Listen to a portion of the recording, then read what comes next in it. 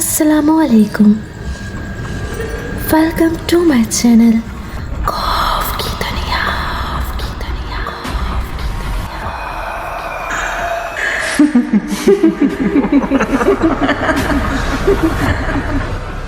तमाम videos updates के लिए मेरे चैनल खौफ की दुनिया को सब्सक्राइब करके बेल नोटिफिकेशन को ऑन कर दीजिए। तो आप लोगों को मेरी इंस्टाग्राम आईडी शो हो रही होगी, तो आप लोग मुझे यहाँ फॉलो कर सकते हैं। तो आइए सुनते हैं किसी की ज़िंदगी पर बीती एक पुरस्कार कहानी, एक सच्ची आप बीती जो अपनी मिसाल आप है। तो आइए सुनते हैं, तो आइए सुनते हैं, तो आइए सुनते हैं, तो आइए सुनते हैं।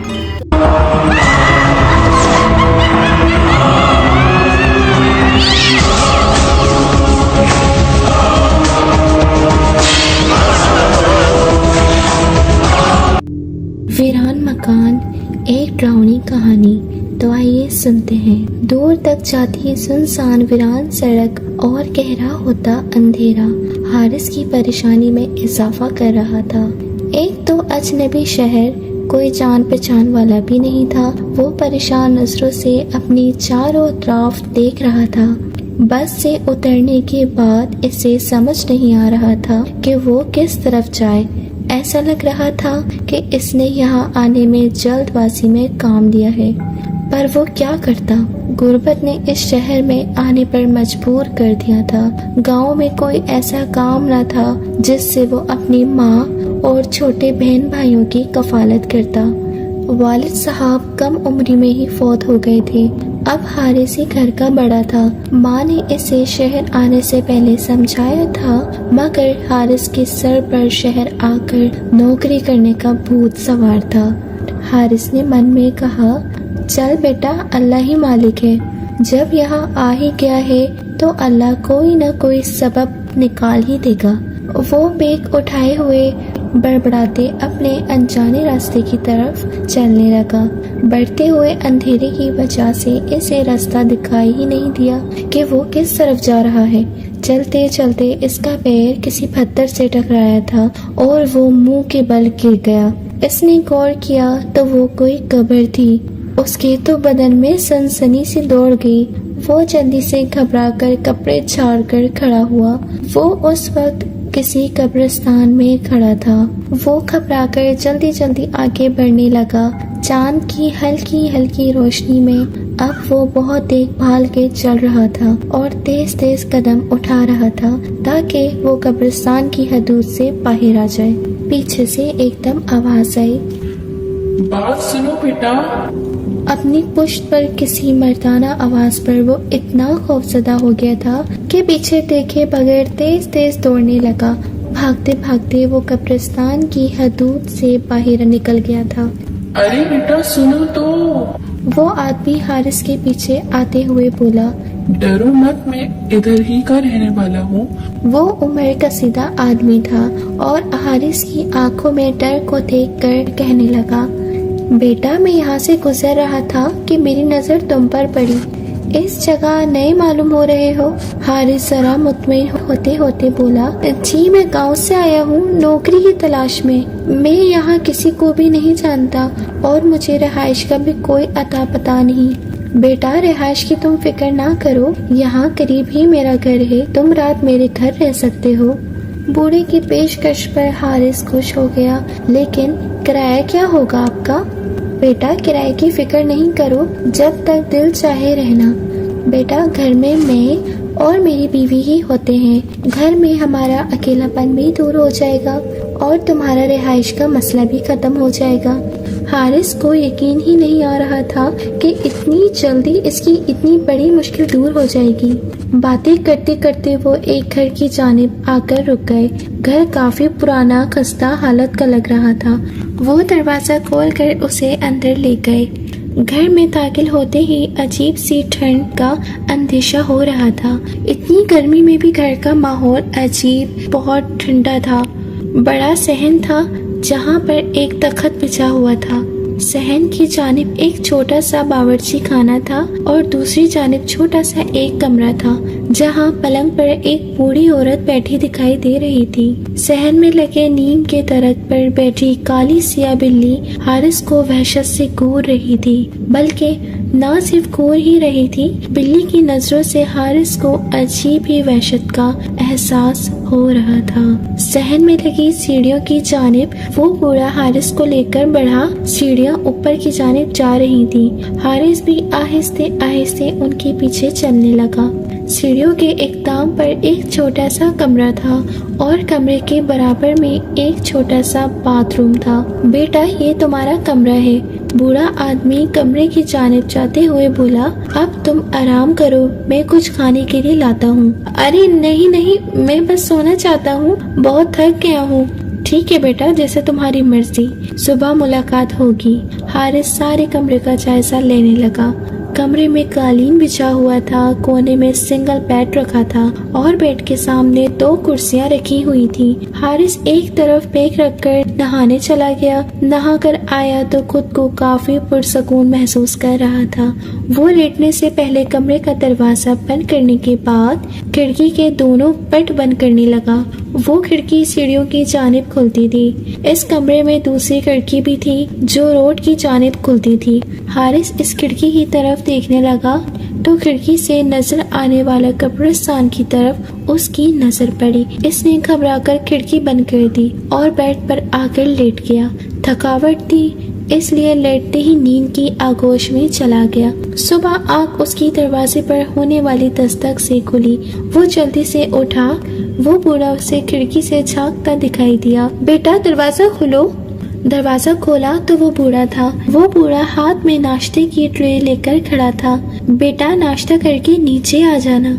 नाश्ता करने के बाद हारिस नीचे चला आया, जहाँ वो शहर में कल वाली औरत तख्त पर बैठी थी और पास उसके वो बूढ़ा बैठा था। आ जाओ बेटा।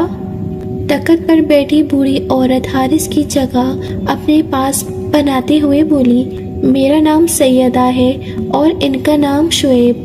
वो बूढ़ी बोली, बेटा कुछ अपने बारे में भी बताओ। अम्मा, मेरा नाम हारिस है और मैं गांव से शहर नौकरी के सिलसिले में आया हूँ। अच्छा, अच्छी बात है बेटा, तुम यहाँ आराम से रहना। खाने पीने के बारे में फिक्रमंद होने की कोई जरूरत नहीं। बहुत बहुत शुक्रिया अम्मा, मैं आप दोनों का बेहद मशकूर हूँ। इस अजनबी शहर में आपने मेरी बहुत मदद की।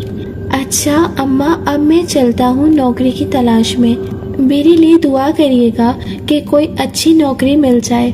थोड़े ही दिन बाद हारिस को एक क्लर्क की नौकरी मिल गई। शाम के वक्त वो बूढ़ा बूढ़ी बातें कर रहे थे तो हारिस का बाहर जाने का मन किया। वो दरवाजे की जानिब बढ़ा। उस बूढ़े ने पूछा, कहाँ जा रहे हो बेटा? जी मैं बाजार जा रहा हूँ, कुछ काम है। वक्त देखो बेटा, इतनी रात को जाओगे और हालात भी ठीक नहीं। तुम ऐसा करो, कल चले जाना। अभी तो मैं तुम्हें दरवाजा खोलने की भी इजाजत नहीं दे सकता। हारिस ये सुनकर चुपचाप अपने कमरे की जानिब बढ़ा। अच्छी मुसीबत है यार, अभी तो रात के 9 ही तो बजे हैं। कैसी मुसीबत है कि अब मैं बाहर भी नहीं जा सकता। मगरिब के बाद बाहर नहीं जाना, डाकू आ जाएंगे। जैसे डाकू इन्हीं के ताक में ही बैठे हों। हारिस जलता भुनता बड़बड़ाता हुआ बेड पर आकर बैठ गया। इसे वैसे तो कोई परेशानी नहीं थी, लेकिन इस बूढ़े मियाँ बीवी की रोक टोक पर गुस्सा आता था। बिस्तर पर लेट लेट कर वो बेजार हो गया तो कब्रिस्तान की तरफ खुलने वाली खिड़की की जानिब बढ़ा। काफी सुनसान इलाका था, आबादी भी बहुत कम थी। हारिस ने कब्रिस्तान की तरफ देखा तो 2 लड़कियां इसे नजर आई जो कब्रिस्तान से गुजर रही थी। वो हारिस की तरफ देख रही थी और हाथ के इशारे से हारिस को बुलाने लगी। हारिस बहुत हैरान हुआ कि इतनी रात को लड़कियां यहाँ क्या कर रही हैं। हारिस ने घबराते हुए खिड़की बंद कर दी और कमरे का दरवाजा खोलकर नीचे झांकने लगा। सैन में कोई नहीं था। वो तभी कदमों नीचे आ गया और आहिस्ते दरवाजे की जानिब बढ़ने लगा। पलटकर यकीन दहानी के लिए देखने लगा कि कहीं वो बूढ़ा बूढ़ी तो नहीं जाग रहे। अभी वो दरवाजा खोलने ही वाला था कि अचानक शहर में लगे नीम के दरख्त पर बैठी बिल्ली गुर्राई और हारिस पर हमला कर गई। हारिस इस अचानक हमले पर तैयार ना था। वो एकदम सटपटा सा गया। वो काली सिया बिल्ली درخت کو گور کر دیکھ رہی تھی۔ حارث جلدی سے اٹھا اور اپنے کمرے کی جانب بھاگا تو پیچھے سے کسی نسوانی قہقہے کی آواز پر وہ بدحواس ہو گیا، جیسے اس کے ارادے ناکام بنانے پر کوئی ہنس رہا ہو۔ وہ دروازہ بند کر کے بری طرح ہانپنے لگا اور بہت خوف محسوس کرنے لگا۔ وہ ساری رات جاگ کر کٹی۔ کہیں فجر کے وقت جا کر حارث کی آنکھ لگی۔ دوسرے روز وہ آفس سے گھر آتے ہوئے پیچھے سے وہی عجیب سی ہنسی کی آواز پر پلٹ کر دیکھنے لگا۔ کیسے ہیں آپ؟ پیچھے وہی دو لڑکیاں تھیں رات حارث نے جنہیں کھڑکی سے دیکھا تھا۔ وہ شوق سے لڑکی مسکراتے ہوئے بولی، ہم نے تو آپ کو ہاتھ ہلایا تھا لیکن آپ نے تو ایسی ڈر کے کھڑکی بند کر دی جیسے ہاتھ نے ہلایا کوئی گولی ماری ہو۔ اب حارث کی اکثر آتے جاتے ان لڑکیوں سے ملاقات ہو جاتی۔ جس وقت حارث آفس سے آتا تھا وہ لڑکیاں بھی اسی وقت اکیڈمی سے پڑھ کر آتی تھیں۔ حارث کو شوق و چنچل سی آئمہ اچھی لگنے لگی تھی۔ اب حارث اور آئمہ ایک دوسرے کے قریب بھی آ گئے تھے۔ وہ اب گھر کی طرف سے بھی مطمئن تھا، پابندی سے اپنے گاؤں پیسے بھیجتا تھا۔ گاؤں میں سبھی حارث کی نوکری سے خوش تھے کیونکہ گھر کے حالات اب بہتر ہونے لگے تھے۔ ایک بار آئمہ نے حارث سے رات کو ملنے کی فرمائش کی۔ آئمہ، تم میرے مالک مکان کو تو جانتی ہو، شام کے بعد وہ مجھے گھر سے نکلنے ہی نہیں دیتے اور میری چوکیداری کے لیے وہاں ایک بلی بھی موجود ہے جو میری تاک میں رہتی ہے۔ حارث بلی والا واقعہ سنا ہی رہا تھا کہ آئمہ کے ساتھ کھڑی سہرش زور سے ہنس دی۔ اس کے ہنسنے پر وہ منہ بنانے لگا۔ خیر حارث ملنے کی حامی بڑھتے ہوئے گھر چلا آیا اور رات میں شعیب انکل کھانا لے کر اوپر آئے تو وہ سونے کی ایکٹنگ کرنے لگا۔ کچھ دیر بعد وہ نیچے صحن میں جھانک کر نیچے دیکھنے لگا کہ کوئی ہے تو نہیں اور اطمینان سے وہ نیچے چلا آیا۔ وہ دونوں میاں بیوی سونے کے لیے کمرے میں جا چکے تھے، اس لیے صحن میں لگے درخت کی جانب پلٹ کر دیکھا تو وہاں بلی بھی موجود نہیں تھی۔ سکھ کا سانس لیتے ہوئے دروازہ کھولا اور وہ باہر چلا گیا۔ وہاں آئمہ اسی کا انتظار کر رہی تھی، سہرش نہیں تھی۔ سہرش کو اس کے ساتھ نہ پا کر وہ بولا، سہرش نہیں آئی؟ آئمہ شرارت سے آنکھ مار کر بولی، میں کباب میں ہڈی بن کر کیا کروں گی، تم جاؤ آئمہ۔ اس کی بات پر وہ ہنس کر دیکھنے لگا جو واقعی میں بہت حسین تھی۔ آؤ حارث پارک میں چلتے ہیں۔ آئمہ اسے سامنے قبرستان میں بنے پارک میں لے آئی۔ اتنی رات میں وہ قبرستان جاتے ہوئے وہ ڈر رہا تھا۔ حارث ڈرو مت، اس قبرستان کے بعد پارک ہے۔ وہ آئمہ کے ساتھ پارک میں چلا آیا۔ آئمہ اسے اپنے بارے میں بتانے لگی کہ سہرش اور میں دونوں سہیلیاں ہیں اور دوسرے شہر سے تعلیم کی غرض سے یہاں آئے ہیں۔ باتوں باتوں میں وقت کا پتہ ہی نہیں چلا کہ حارث نے گھڑی میں ٹائم دیکھا تو رات کے 2 بج چکے تھے۔ حارث گھبرا کر کھڑا ہو گیا، اف اتنی دیر ہو چکی ہے، ہاں چلو سہرش بھی میرا انتظار کر رہی ہوگی۔ آئمہ بھی اس کے ساتھ کھڑی ہو گئی۔ دونوں باتیں کرتے کرتے پارک سے باہر نکل آئے۔ اس کی آنکھوں سے خائف ہوتا حارث آئمہ کو خدا حافظ کہتا گھر آ گیا۔ گھر میں داخل ہوتے اس کی نظر درخت پر بیٹھی بلی پر پڑی۔ بلی حارث کو ہی گھور رہی تھی۔ آ گئے تم؟ منع بھی کیا تھا، اتنی رات بھر گھر سے باہر رہنا ٹھیک نہیں ہے۔ اف اماں جاگ رہی ہیں کیا؟ وہ سر پکڑ کر ہی رہ گیا۔ چلو اب آ گئے ہو تو کھانا کھا لو، تم نے رات کھانا بھی نہیں کھایا تھا۔ سیدہ اماں کی آواز آ رہی تھی۔ تخت پر کھانا رکھا ہے، میں نے باورچی خانے سے تمہارے لیے تخت پر کھانا رکھ دیا ہے، آ جاؤ اور کھا لو۔ حارث شرمندہ ہوتے ہوئے تخت پر کھانے کی طرف بڑھ گیا اور وہیں بیٹھ کر کھانے لگا۔ اسے بھوک بھی بہت زیادہ لگ رہی تھی۔ کھانے کے بعد وہ باورچی خانے کی جانب بڑھ گیا۔ اماں جی میں معافی چاہتا ہوں لیکن آج کے بعد آپ کو شکایت کا موقع نہیں ملے گا، اور کھانا بہت مزیدار بنا تھا۔ حارث کے لیے لفظ اس کے منہ پر ہی رہ گئے تھے کیونکہ وہاں تو کوئی موجود ہی نہیں تھا۔ حارث خوف زدہ نظروں سے اماں کے کمرے کی جانب دیکھنے لگا تو اماں بیڈ پر سو رہی تھی۔ ارے یہ کیا ہو رہا ہے میرے ساتھ؟ حارث گھبراتا ہوا اپنے کمرے میں چلا گیا۔ دوسرے دن آفس سے چھٹی تھی، دونوں بوڑھا بوڑھی تخت پر بیٹھے تھے۔ میں ان کے پاس چلا آیا۔ آپ دونوں کی شادی کو کتنے سال ہو گئے؟ بیٹا 50 سال ہو گئے ہیں۔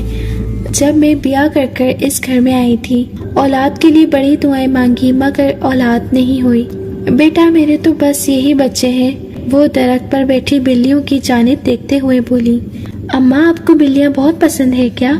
ہاں بیٹا، وہ مختصر سا جواب دے کر خاموش ہو گئی۔ ہاں بیٹا مجھے پسند ہے۔ تو حارث درخت پر بیٹھی بلیوں کی طرف دیکھنے لگا۔ ان میں سے ایک بلی کی آنکھوں میں عجیب سی چمک تھی۔ حارث دیکھتے ہوئے جھرجھری لے کر رہ گیا۔ تمہارے انکل کو بولا تھا میں نے کہ دوسری شادی کر لو اولاد کے لیے، لیکن وہ مانے ہی نہیں۔ حارث بولا، آپ ہی سے محبت کرتے ہوں گے نا؟ سعیدہ منہ پر دوپٹہ لے کر ہنسنے لگی۔ بیٹا لیلا مجنو والی محبت مشہور تھی ہماری۔ اماں جی علاقہ اتنا سنسان کیوں ہے؟ بیٹا یہ علاقہ شروع سے ہی سنسان ہے، آبادی تو یہاں ہے ہی نہیں۔ حارث خاموش ہو گیا۔ دیر رات کو حارث کی اچانک آنکھ کھلی تو نیچے صحن سے آتی باتوں کی آواز پر وہ حیران ہو کر اس وقت نیچے کون ہے؟ وہ آہستہ سے کمرے کا دروازہ کھول کر نیچے جھانکنے لگا تو صحن میں شادی کا سما تھا۔ پورا صحن روشنیوں سے جگمگا رہا تھا۔ عورتیں زرد برق لباس پہنے ہوئی تھی۔ حارث نے غور کیا تو تخت پر ایک لڑکی دلہن بنی نظر آئی اور اس کے ارد گرد کافی لڑکیاں تیار ہوئی بیٹھی تھی۔ کھانے کی لذیذ خوشبو سارے گھر میں پھیلی ہوئی تھی۔ ایک طرف کھانے کی دیگیں رکھی ہوئی تھی۔ سیڑھیوں پر کھڑا حارث یہ سب حیرانگی سے دیکھ رہا تھا۔ شعیب انکل کی حارث پر نظر پڑی تو وہ حارث کو بلانے لگے۔ آجا حارث بیٹا نیچے آجا۔ حارث نیچے آ گیا۔ بیٹا یہ ہمارے پڑوس کی بچی ہے، اس کی شادی ہے۔ تمہاری آنٹی سعیدہ نے بولا تھا کہ بچی کی رخصتی ہمارے گھر سے ہی ہوگی، کیونکہ بچپن سے ہی یہ بچی ہمارے گھر آتی جاتی تھی۔ انکل کی بات پر حارث بوڑھی اماں کی جانب دیکھنے لگا جو شادی کے ہر کام میں آگے آگے تھی۔ کھانا لگا تو حارث بھی کھانا کھانے بیٹھ گیا۔ اتنا لذیذ کھانا تھا کہ حارث کو اب نیند آنے لگی تھی۔ دوسرے دن آفس بھی جانا تھا تو وہ سونے کے لیے اوپر کمرے میں داخل ہو گیا۔ اسے لگا کہ اس کے پیچھے پیچھے کوئی آیا ہے۔ اس نے 3 بار چونک کر اپنے ارد گرد بھی دیکھا مگر کوئی نہ تھا۔ گلاب کی تیز خوشبو اسے محسوس ہوئی۔ حارث جو کہ بستر پر لیٹا تھا گھبرا کر اٹھ کر بیٹھ گیا۔ عجیب سے کہہ کے اس کو سنائی دینے لگی۔ حارث نے ڈرتے ڈرتے پوچھا، کون ہے؟ کون ہے؟ وہ خوفزدہ اپنے چاروں طرف دیکھنے لگا مگر وہاں کوئی نہ تھا۔ پوری رات اسے لگا کہ کوئی ہاتھ اسے سر سے ہلاتا رہا ہے۔ فجر کے بعد تک یہی سب ہوتا رہا۔ آفس میں بھی حارث سے کام نہ ہو رہا تھا کیونکہ رات بھر وہ سو نہ سکا۔ شام واپسی پر گھر کی طرف آتے ہوئے آئمہ پر نظر پڑی۔ آئمہ کو دیکھتے ہی حارث کی ساری تھکن دور ہو گئی۔ وہ تھوڑی دیر پارک میں بیٹھ کر اس سے باتیں کرنے لگا۔ آئمہ تمہیں پتہ ہے کل میرے مالک مکان کے گھر میں اس کی پڑوسن کی شادی تھی۔ دلہن بنی لڑکی کو دیکھ کر مجھے خیال آیا کہ ایک دن تم بھی میری دلہن بنے بیٹھی ہوگی۔ آئمہ دھیرے سے بولی، کاش۔ وہ ناسمجھی سے بولا، کیا مطلب؟ کاش ایسا ہو کہ میں تمہاری دلہن بنوں۔ فکر مت کرو تمہاری شادی مجھ سے ہی ہوگی۔ میں کچھ دنوں تک اپنے گاؤں جاؤں گا تو تمہاری اور اپنی شادی کی بات کروں گا۔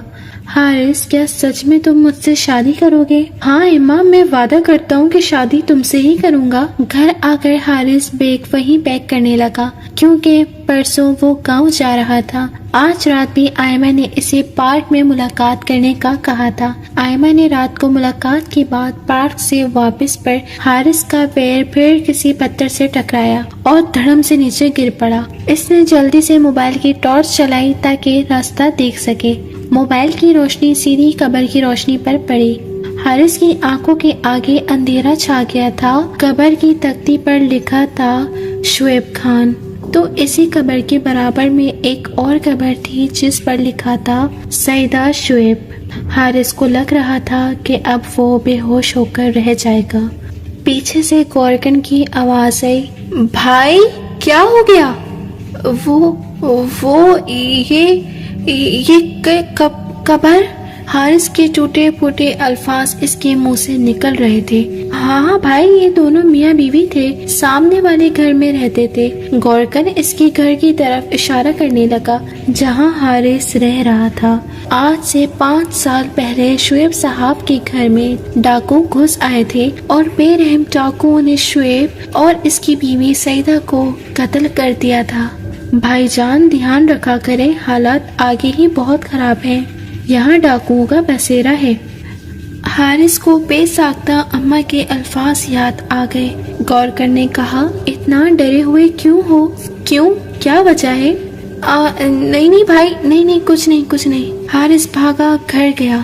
مجھے کسی بھی حال میں ابھی کے ابھی یہاں سے نکلنا ہوگا۔ حارث خوف سے دھڑکتے دل کے ساتھ گھر میں داخل ہوا اور تیزی سے اپنے کمرے میں داخل ہوا۔ اپنا سامان سمیٹ ہی رہا تھا کہ دروازے پر دستک ہوئی تو حارث مزید خوف زدہ ہو گیا۔ سیڑھی والی کھڑکی سے دیکھا تو سامنے آئمہ کھڑی تھی۔ حارث پسینہ صاف کرتے ہوئے بولا، تم یہاں کیسے؟ حارث، میں بھی تمہارے ساتھ چلوں گی۔ حارث آئمہ کی یہ بات سن کر جلدی سامان سمیٹنے لگا۔ تبھی حارث کے دماغ میں دھماکہ ہوا، آئمہ تمہیں کیسے پتا کہ میں جا رہا ہوں؟ حارث پاس کھڑی آئمہ سے پوچھنے لگا، آئمہ تم کہیں نہیں جاؤ گی، اس طرح اپنے قبیلے کی نافرمانی نہیں کرو گی؟ تبھی اچانک سحرش بولی، حارث، آئمہ نے آپ کو حقیقت بتانے سے منع کیا تھا، مگر میرے خیال سے آپ کو حقیقت سے واقف کرنا چاہیے۔ آئمہ کے لاکھ روکنے کے باوجود سحرش بتانے لگی، ہمارا تعلق جنات کے قبیلے سے ہے اور باہر شہر میں لگے درخت پر ہم بہت عرصے سے اپنے آباء و اجداد کے ساتھ رہ رہے ہیں۔ جو بلیاں آپ کو دکھائی دیتی ہیں وہ ہم ہی ہیں۔ پہلے دن جب آپ نے اس گھر میں قدم رکھا تھا تو پہلی نظر ہی میں آئمہ آپ کی دیوانی ہو گئی تھی۔ میں نے تو آئمہ کو بہت روکا کہ اگر وہ آپ کے ساتھ جائے گی تو ہمارے قبیلے کے بڑے تو آئمہ کو مار ہی دیں گے اور ساتھ ہی آپ کی جان بھی خطرے میں آ جائے گی۔ سعیدہ آنٹی جب یہاں بیاہ کر آئی تھی تو انہیں ہماری موجودگی کا پتہ چل چکا تھا۔ ان کی کوئی اولاد نہیں تھی، اس لیے ہم ہی ان کی بیٹیوں کی طرح ہیں، لیکن وہ دونوں بھی کب کے مر چکے ہیں۔ یہ گھر خالی ویران کھنڈر ہے، ادھر کوئی زندہ انسان نہیں ہے۔ اس رات جو آپ نے شادی دیکھی تھی وہ ہمارے ہی قبیلے کی لڑکی کی شادی تھی۔ حارث کو لگ رہا تھا کہ کسی بھی وقت اس کے دل کی دھڑکن بند ہو جائے گی۔ حارث کا سارا وجود پسینے سے بھیگا ہوا تھا۔ حارث، تم کہیں نہیں جاؤ گے بیٹا، تم ہمارے بیٹے کی طرح ہو۔ شعیب انکل سیڑھی چڑھ کر آنے لگے۔ حارث نے خوف زدہ ہو کر دروازہ بند کر دیا۔ یا اللہ پاک میری مدد کر، میں کہاں جنات میں پھنس گیا ہوں۔ حارث پھوٹ پھوٹ کر رونے لگا اور اللہ تعالیٰ سے مدد مانگنے لگا، کلمہ پڑھنے لگا، آیت الکرسی پڑھنے لگا۔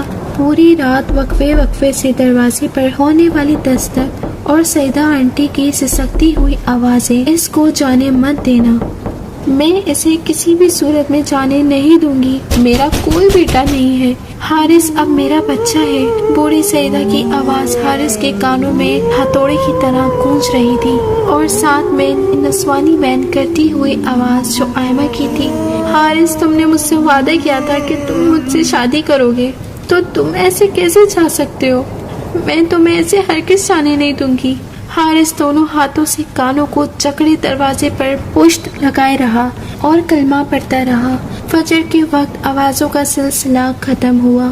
اس نے دروازہ کھول کر نیچے جھانکا جہاں اب بالکل خاموشی تھی۔ وہ بیگ اٹھائے اندھا دھن سیڑھیاں اترا، دروازہ کھول کر باہر کی جانب بھاگا۔